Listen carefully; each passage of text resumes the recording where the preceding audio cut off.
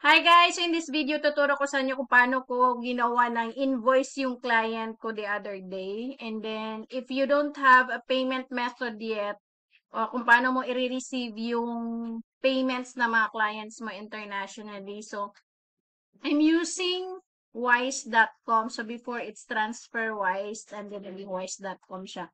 And also, I'm using PayPal. But this time, papakita ko kung paano ko gagawa ng invoice kung sa wise.com ka magre-receive ng payments from your clients. So, yesterday, or the other day,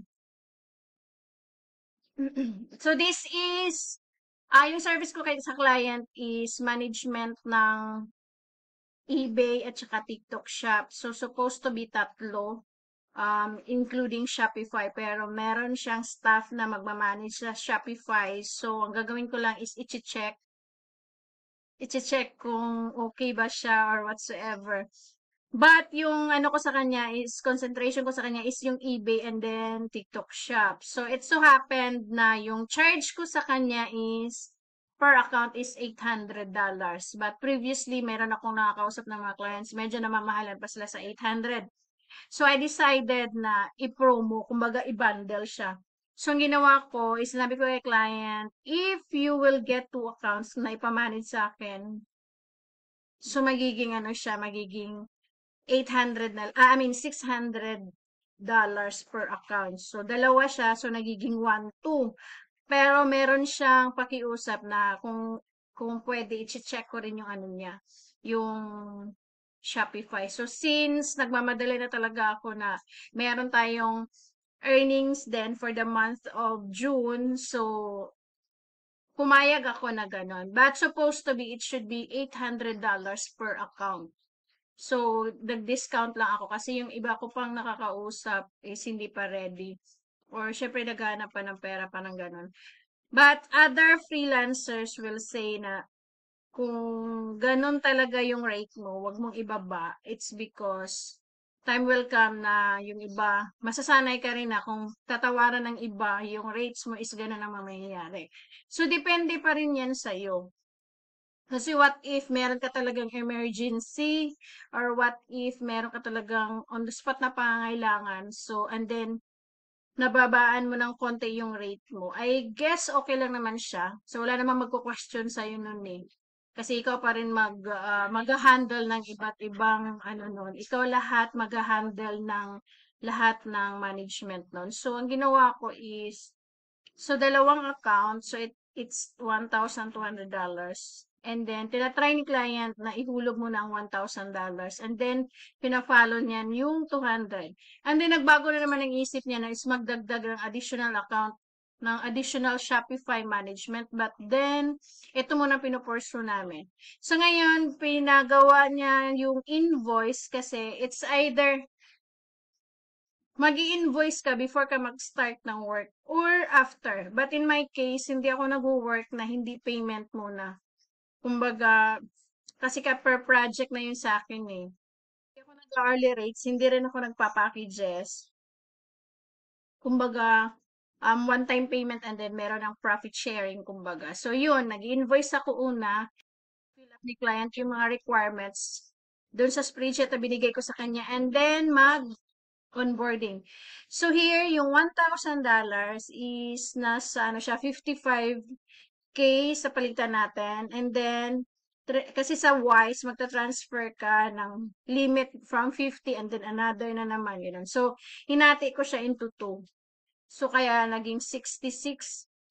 So if you will transfer 50K, nasa 39 yung charge. So, it's like 1 peso to 50K, 39.39. So, ganon. So, here papakita ko kung paano tayo maggagawa ng invoice kasi hindi ko siya na-include sa course natin. So, here. So, I'm using US dollar account sa ano. Pwede naman yung i-convert niya into pesos. So, nasa sayo yun. Merong namang mga currency na pwede mo idagdag sa Wise Mapa. Australian dollar, US dollar, or sa pesos natin. So, first, let's go to sa Google, and then type natin yung Wise Invoice Generator. And then, yung sa pinakauna, Kunin mo lang to, click mo yan. So here, meron, ito na yung lalabas. Ayan, titingnan natin. So, sa invoice number, ikaw nang gagawa niyan. Let's say lang ginawa ko dun 001. And then purchase order 101. So, yung upload file, kung ano yung logo mo, ang ginawa ko na lang is nag-upload ako yung ito yung charge na pinakita ko kay client. So, nilagay ko lang. But if you have a logo, you can download the logo here. Yung logo ko is Wernary.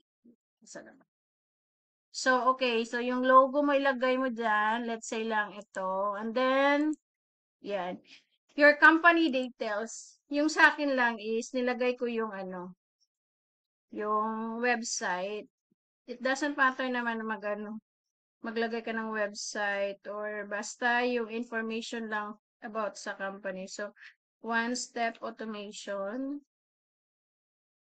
that with tools that site. And then, bill to. So, yung client, magbibigay sa'yo ng name niya, address, lahat, lalagay mo dito. Let's say lang, Will Smith, and then, California, USA.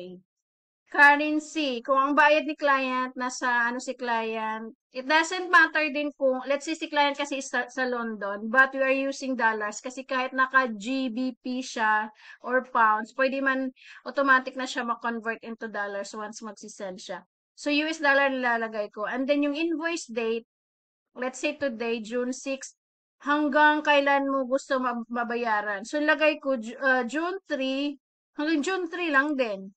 Kasi on the spot yung payment nun eh. And then, let's say lang June 6 and then due date din June 6. So, item description, ito, account management, AB and TikTok. AB and TikTok account management. And then unit cost, let's say $600 ang kada isa. Dalawang account, so it will be 1,200. Now, dito sa tax, ayaw magbayad ni client ng ganun eh. Kaya dapat sa pricing mo pa lang, what do you call this one? I-include mo na talaga yung tax. Kasi sa natin ngayon, sa Philippines, nag-i-impose na ng tax for mga freelancers. So, bagong batas yon. Kaya, see to it na yung charge mo talaga sa mga clients is merong included yung computation mo. Let's say, compute ka ng, let's say, nagre-renta ka. Meron kang monthly amortization, internet, kuryente. To total, let's say lang, ang total lang kailangan mo every $20,000. Now, sa $20,000 covered na lahat. Food, electricity, internet, monthly amortization, may sasakyan ka, ganon. Let's say, overall 20K. So, kailangan mo ng profit din. Kasi nga, syempre, this is your services. So, let's say, ang gusto mong profit is 15K. So, dapat, mag-charge ka sa client ng 35,000 pesos, kumbaga monthly, and then, convert mo lang siya into dollars. Yun yung i-charge mo sa kanya. Let's say naman gusto mo ng 40K ang earning monthly. So, yun ang iano mo sa kanya. And then, note payments. Lagay ko lang dito, ASAP payment. Yun lang kasi nga on the spot na yung bayaran namin. And then bank details. Dito, yung bank account details would be the WISE account. US dollar account. So, ito yung binigay ko kay client lahat. And then, para pag mag-payment siya, dito niya ipapasok yung payment niya sa akin. So, pumasok to sa US dollar account ko. And then, ito na nga. So, nasa US dollar account, so yung payment niya is from 1,000 and then 200. Isa-isa ko siya. Yun. Dito siya pumasok. And then, i-convert na lang. And then, I transfer the money from Wise to GCash.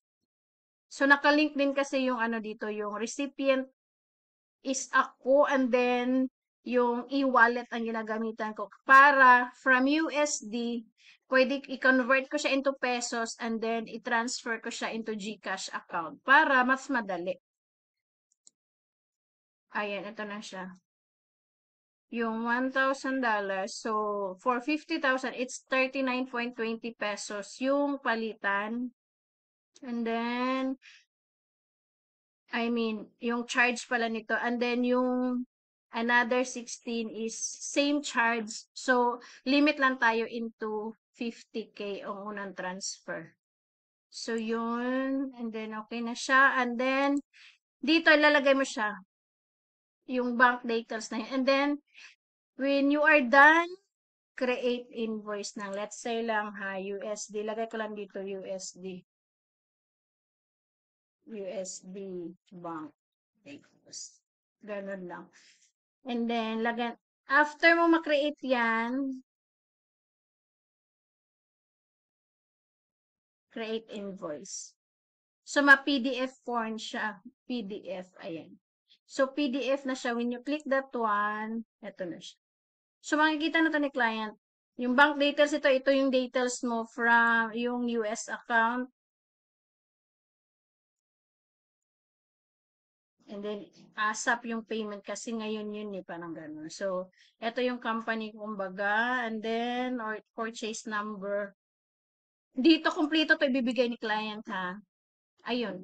So, once ma-paid na yan, dito kasi sa Wise, meron din siyang notification na ito yung kailangan mong kolektahin na pera. So, meron kang record, kumbaga. Ayan. So,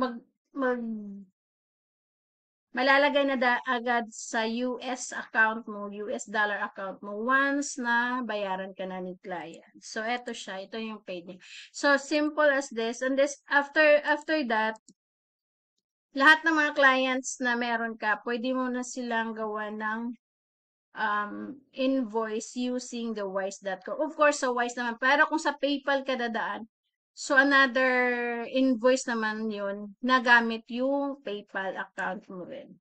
So, kung may questions ka dito about sa invoice, let me know. Thank you.